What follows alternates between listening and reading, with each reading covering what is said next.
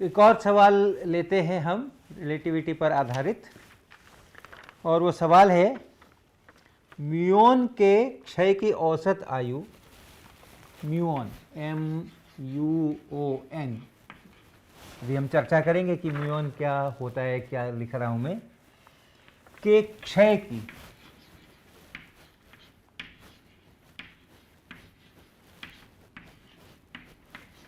औसत आयु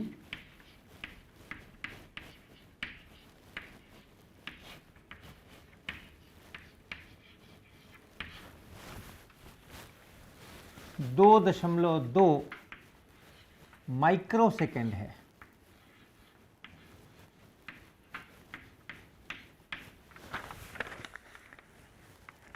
एक प्रयोगशाला में म्यूऑन उत्पन्न किए जाते हैं। एक प्रयोगशाला में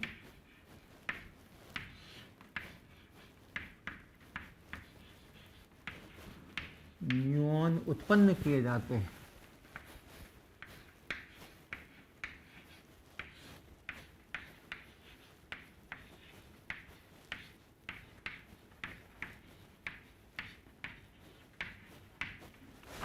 जो 0.95 C वेग से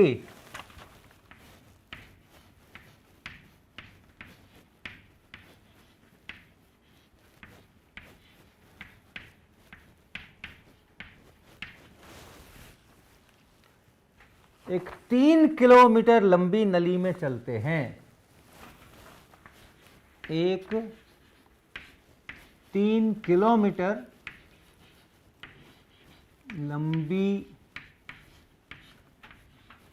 नली में चलते हैं।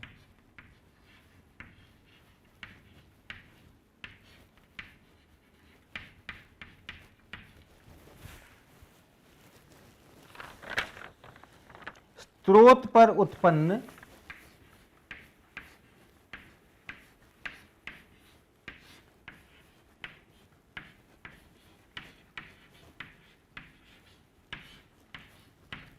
एक 1000 म्यूऑन्स में से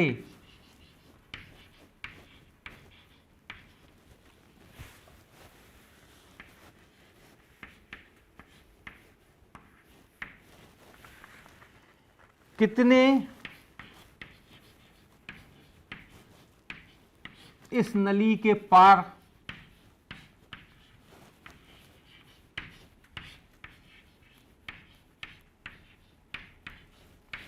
जा पाएंगे।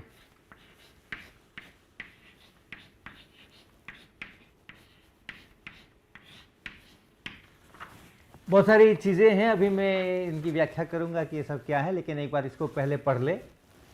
म्यूऑन के क्षय की औसत आयु 2.2 माइक्रोसेकंड है। एक प्रयोगशाला में म्यूऑन उत्पन्न किए जाते हैं जो 0.95 C वेग से एक 3 किलोमीटर लंबी नली में चलते हैं। स्रोत पर उत्पन्न 1000 म्यूऑन्स में से कितने इस नली के पार जा पाएंगे। तो सबसे पहले तो देखें कि ये म्यूऑन क्या होते हैं। ये म्यूऑन जो है वो एक पार्टिकल्स हैं। जिस तरह अपना इलेक्ट्रॉन होता है उसी प्रकार से ये म्यूऑन होता है। इसका इस पर जो आवेश है वो ठीक उतना ही आवेश है जितना कि इलेक्ट्रॉन पर होता है। नेगेटिव, इलेक्ट्रॉन पर भी नेगेटिव, म्यूऑन पर भी नेगेटिव, और 1.6 इंटू 10⁻⁻19 कूलम, ठीक जितना एग्जैक्टली जितना इलेक्ट्रॉन पर होता है उतना ही इस पर भी होता है। तो आवेश इसका -e है, अर्थात -1.6 इंटू 10⁻⁻19 कूलम, ये इसका आवेश है। लेकिन इसका द्रव्यमान वो इलेक्ट्रॉन से काफ़ी ज़्यादा है। इस म्यूऑन का जो द्रव्यमान है, मास,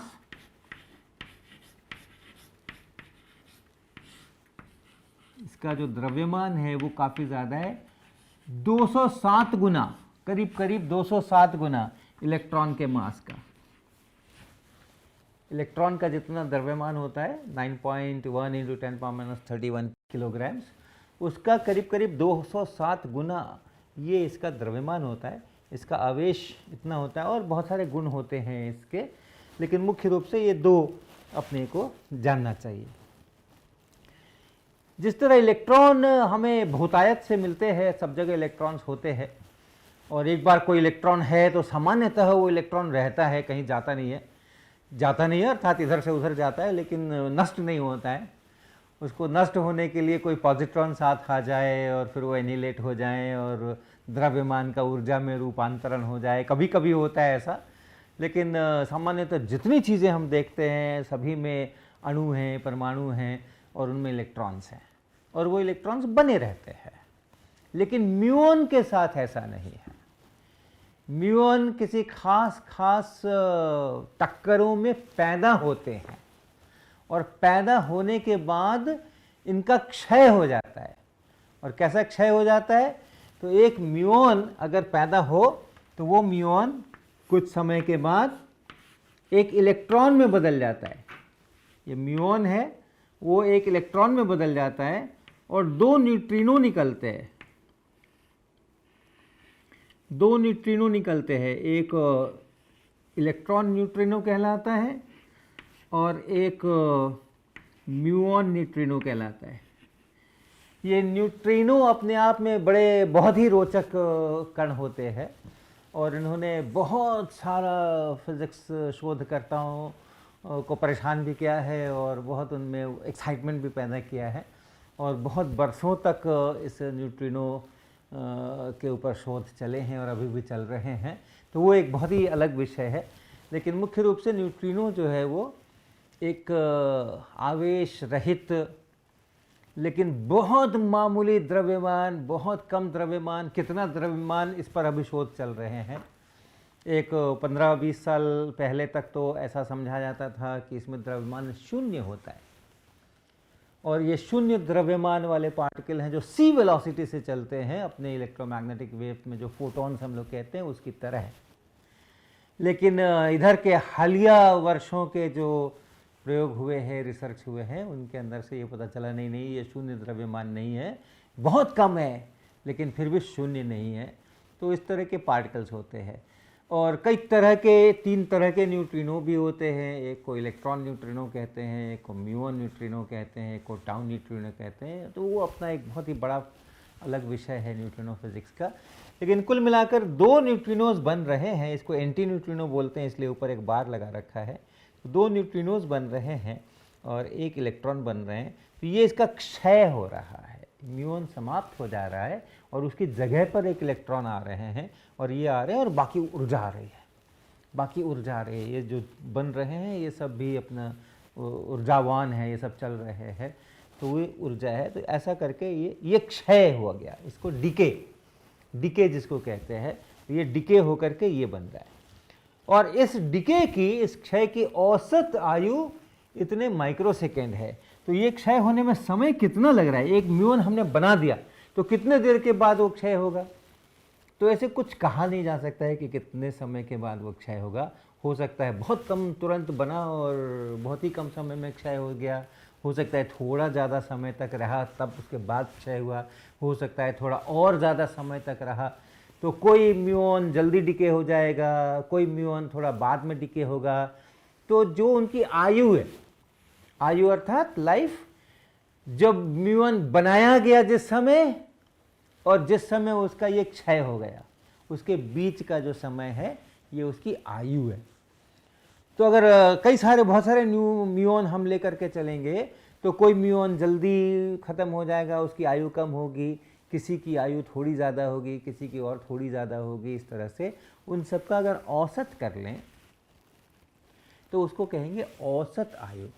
तो म्यूऑन के लिए वो औसत आयु 2.2 माइक्रोसेकेंड है। माइक्रोसेकेंड का मतलब 10⁻⁻6 सेकेंड, 1 सेकेंड का 10⁻6वां हिस्सा, 1 लाख 10 पे पावर 5 1 लाख होता है, तो 10 लाखवां हिस्सा, 1 सेकेंड का 10 लाखवां हिस्सा, इतनी इसकी औसत आयु है। तो कोई थोड़ा उसके पहले, उससे जल्दी डिके कर सकता है, कोई थोड़ा उससे ज़्यादा बाद तक ज़िंदा रह सकता है और उसके बाद तब क्षय करे, ऐसा भी हो सकता है, लेकिन ये इसकी औसत आयु है। अब इस औसत आयु से और कितने समय में कितने म्यूऑन डिके करेंगे, इसके अंदर में एक रिश्ता है। और वो रिश्ता कैसा है, पहले हम इक्वेशन लिखते हैं फिर बताते हैं। n बराबर n नॉट ई पे पावर माइनस टी और बटा टी नॉट। क्या लिखा हमने, ये जो n नॉट है ये है शुरुआत में t बराबर 0 पर, जो यहाँ पर म्यूऑन है, लेकिन ये रिश्ता बहुत तरह के क्षय के लिए इसी का इस्तेमाल करते हैं, रेडियो एक्टिव डिके कहते हैं। तो शुरुआत में t बराबर 0 पर बिना डिके किए हुए कितने वो है कण हैं, t बराबर, यहाँ पर हम म्यूऑन ही लिखेंगे,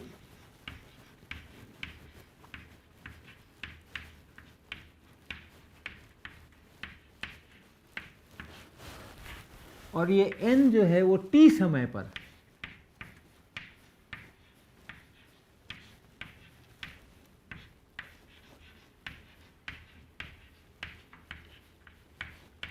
म्यूऑन की संख्या, अर्थात t समय तक जो बच गए वो संख्या ये है। अगर उनके उत्पन्न होने के बाद t समय तक जो बचे हुए हैं उनकी ये संख्या है। ऐसा नहीं कि t समय पर इनको क्षय हो जाना पड़ेगा, आगे भी बचे रह सकते हैं। समय t पर कितने बचे हुए हैं उसको देखें, अगर उसको हम लोग ये n लिखते हैं, और t बराबर 0 पर जो संख्या थी वो n नॉट लिखते हैं। ये e आप जानते होंगे, ये e एक संख्या है कुछ 2.7 के आसपास की, एक जैसे पाई होता है 3.1415, इर्रेशनल नंबर है, उसी तरह से ये भी एक संख्या है, इर्रेशनल नंबर ये भी है, अपरिमेय संख्या। और उस पर ये पावर है, उस पर ये घात है, माइनस ये t, तो यही t है, और ये जो t नॉट है ये औसत आयु है, ये जो t नॉट है ये है औसत आयु।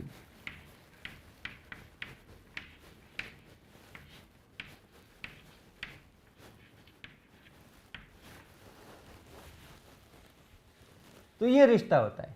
तो औसत आयु हमें पता है, और अगर 1000 म्यूऑन से हम शुरुआत करते हैं तो उस 1000 में से t समय के बाद कितने बचे होंगे वो आप इस सूत्र से निकाल सकते हैं। तो हमें क्या कहा जा रहा है, हमें कहा जा रहा है, ये तो बता दिया कि इनकी औसत आयु, क्षय की औसत आयु इतनी है। एक प्रयोगशाला में म्यूऑन उत्पन्न किए जाते हैं। म्यूऑन प्रकृति में भी पैदा होते हैं, हमारे सूर्य से और बहुत सारे जो अन्य पार्टिकल्स बाहर से आते हैं, कॉस्मिक रेज कहते हैं, वो जब हमारे वायुमंडल में प्रवेश करते हैं तो फिर वो टकराते हैं, और उन टकराने के कारण से नए नए पार्टिकल्स बनते हैं, और उन्हीं नए नए पार्टिकल्स में से म्यूऑन भी बनते हैं। लेकिन हम लोग वो सारी प्रक्रिया प्रयोगशाला में भी अपने प्रयोगों के लिए कर सकते हैं, और उसी तरह की टक्करें करके हम लोग म्यूऑन बना सकते हैं, और उन म्यूऑन का आगे हम उपयोग कर सकते हैं। तो ऐसी प्रयोगशालाएं हैं जहाँ पर कि ये म्यूऑन बनाए जाते हैं और उनका आगे उपयोग करके शोध कार्य किया जाता है। तो वो म्यूऑन उत्पन्न किए जाते हैं, और जो म्यूऑन बनते हैं वो इतने वेग से चलते हैं, क्योंकि जैसे भी वो म्यूऑन बनेंगे तो उसी प्रकार से वो ऊर्जा का रूपांतरण द्रव्यमान में, द्रव्यमान का रूपांतरण ऊर्जा में। तो जब नए पार्टिकल्स बनते हैं तो द्रव्यमान घटता है और ऊर्जा उत्पन्न होती है, अर्थात गतिज ऊर्जा रहती है उन नए पार्टिकल्स की, यानी स्पीड रहती है। तो इस प्रक्रिया में यहाँ पर 0.95 c वेग से चल रहे हैं, और 3 किलोमीटर लंबी नली में चलते हैं। तो जब प्रयोग करते हैं तो बहुत बार बहुत लंबी लंबी नलियों में उनको ले जाना पड़ता है, कभी वो कुछ चुंबकीय क्षेत्र वगैरह लगा करके उनको घुमाते हैं और कुछ कई सारे काम करते हैं। तो 3 किलोमीटर लंबी नली में वो चलते हैं। तो इस नली में चलने में इनको कितना समय लगेगा ये हम यहाँ से प्राप्त कर सकते हैं।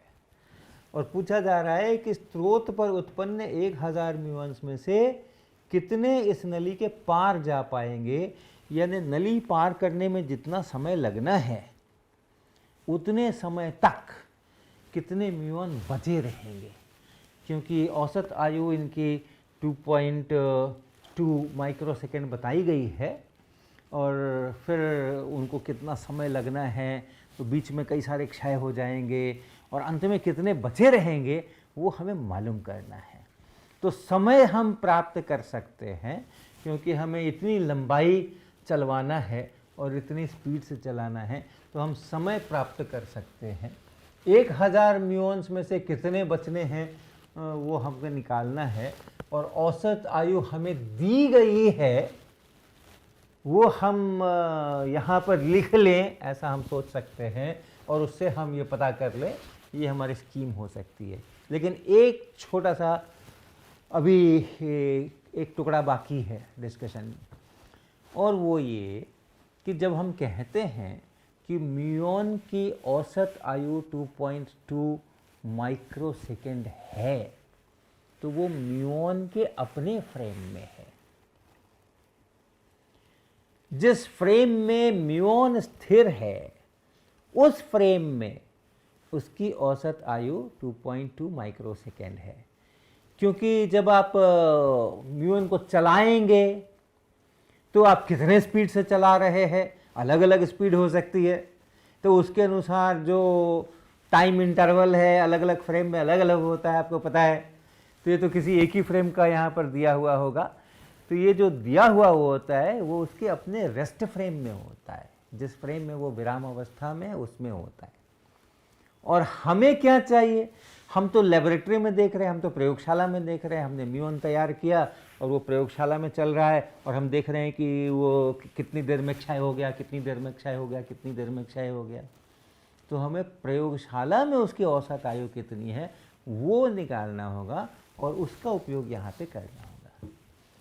तो हमें दो काम करने हैं, एक तो प्रयोगशाला में उसकी औसत आयु कितनी है वो पता करना है, और ये 3 किलोमीटर चलने में कितना समय लगना है वो पता करना है। तो 3 किलोमीटर चलने में कितना समय लगना है वो तो बहुत सीधा सा गणित है।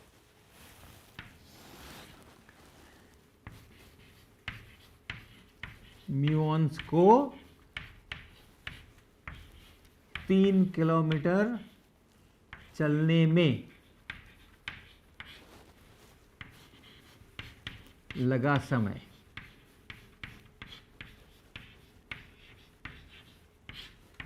t बराबर 3 किलोमीटर और बटा 0.95 c।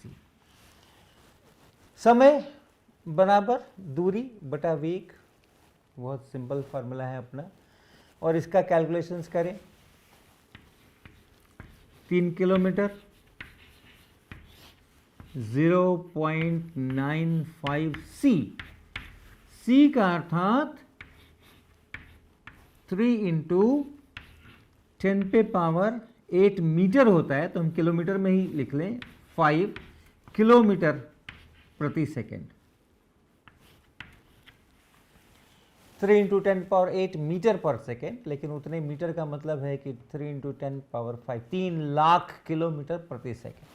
तो आप किलोमीटर से किलोमीटर को यहाँ काट सकते हैं और इसका मान निकाल सकते हैं। 3 को भी आप 3 से काट सकते हैं, यहाँ पर 1 ऐसा कर सकते हैं और इसका मान आप निकाल सकते हैं। और ये 10.57 गुना 10⁻⁻6 सेकेंड, ऐसा ये निकल करके आता है।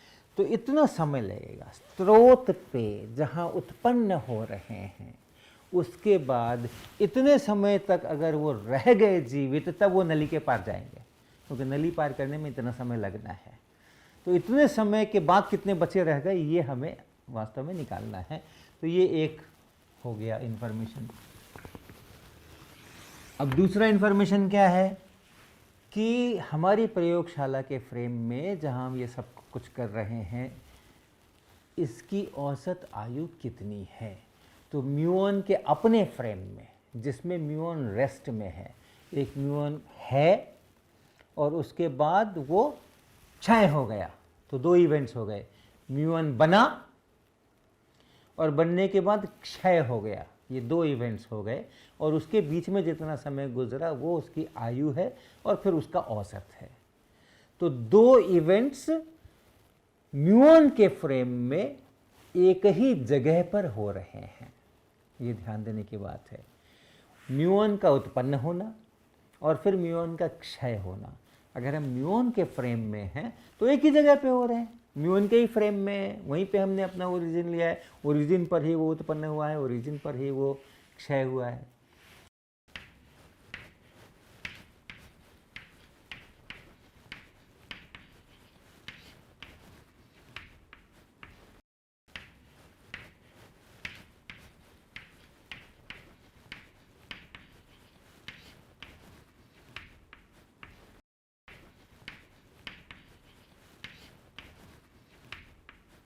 म्यूऑन के उत्पन्न होना और म्यूऑन का क्षय होना, उसके बीच का जो समय अंतराल है वो प्रॉपर समय अंतराल है,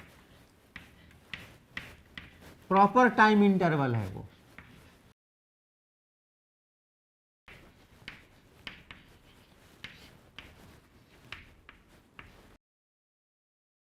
क्योंकि वो एक ही जगह पर हो रहे हैं, दोनों इवेंट्स एक ही जगह पर हो रहे हैं, और इसलिए प्रयोगशाला के फ्रेम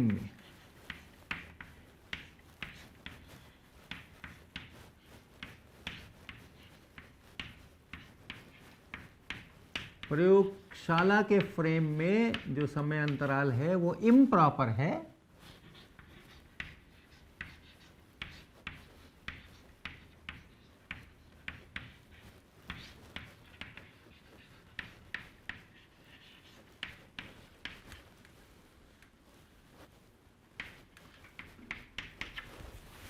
और प्रयोगशाला का फ्रेम म्यूऑन के फ्रेम की अपेक्षा 0.95 c इतने वेलोसिटी से चल रहा है, उतने वेग से चल रहा है, या प्रयोगशाला के फ्रेम की अपेक्षा म्यूऑन का फ्रेम 0.95 c इतने वेलोसिटी से चल रहा है। तो औसत आयु जो म्यूऑन के फ्रेम में है और औसत आयु जो प्रयोगशाला के फ्रेम में है, उसके बीच हमें संबंध करना है। तो इसलिए हम लिखेंगे प्रयोगशाला में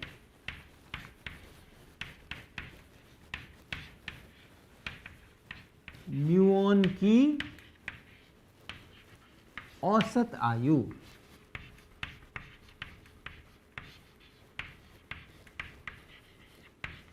ये बराबर हुई 2.2 माइक्रोसेकेंड बटा square root 1 minus v square by c square, ये है v और ये है c, इसका स्क्वायर।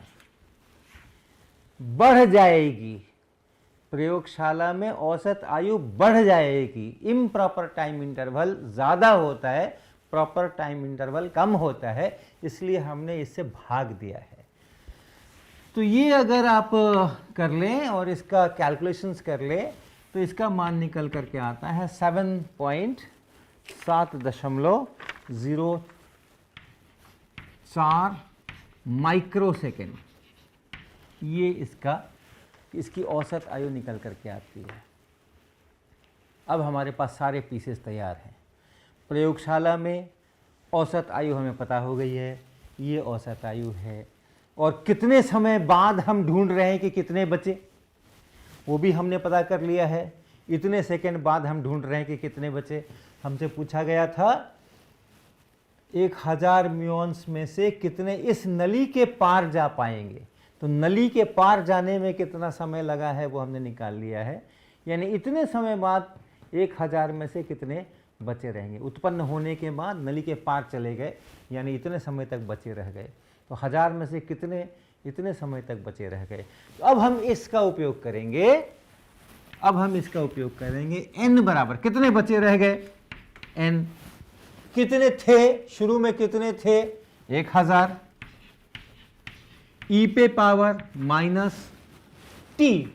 कितने समय बाद ढूंढ रहे हो, कितने समय बाद ढूंढ रहे हो कि कितने बचे हैं, तो हम ढूंढ रहे हैं इतने समय बाद 10.57 इंटू 10⁻⁻⁶, ये माइक्रो सेकेंड है, ये माइक्रो सेकेंड है, माइक्रो सेकेंड, और बटा ये औसत आयु, औसत आयु कितनी वो भी हमारे पास है 7.04 माइक्रो सेकेंड।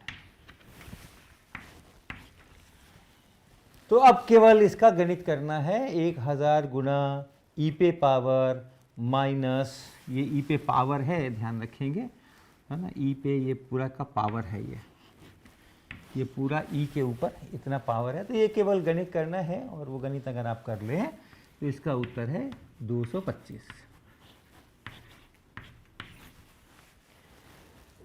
तो 1000 में से 225 इस नली के पार जा पाएंगे, और बाकी के जो 775 हैं वो इस नली के बीच में ही कहीं पर उनका क्षय हो जाएगा, अर्थात वो म्यूऑन खत्म हो जाएंगे, उनकी जगह इलेक्ट्रॉन्स आ जाएंगे, उनकी जगह न्यूट्रिनोज बन जाएंगे, म्यूऑन का क्षय हो जाएगा।